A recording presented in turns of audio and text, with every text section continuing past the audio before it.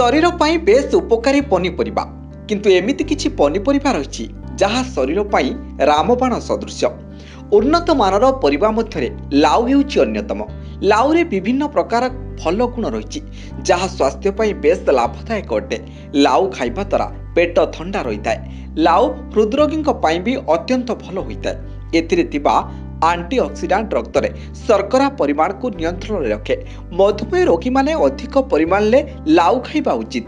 लाउ मानसिक चाप ह्रास करिथाए। लाउ सहित लाउ मंजी मध्य बेस उपकारी। ए मंजीर तेल मुंडबिंधा कम करिबारे सहायक होइताए। एथिरे vitamin C, iron, magnesium, potassium, zinc एवं मांगानीज सहित अनेक पोषक तत्व मिलिताए। प्रतिदिन लाउ खाइबा द्वारा त्वचा उज्जवल देखा जाए। यह ओजन ह्रास करिबारे मध्य सहायक होइताए। लाउरे विटामिन, मिनेराल, आंटीऑक्सीडेंट गुण भरी रहिताए। यह त्वचा को प्राकृतिक चमक देइताए। प्रतिदिन सकाळु 1 ग्लास लाउ जूस पीबा द्वारा ओजन कम होई पारे। एथि सहित निद्रा समस्या को भी ह्रास करिबारे सहायक होइताए लाउ। सेपरि उत्तम हजम और कला केश चाहुतिले मध्य लाउ खाइबा द्वारा एथिरे सुफल मिलिथाए। Bureau report, day to day Odisha.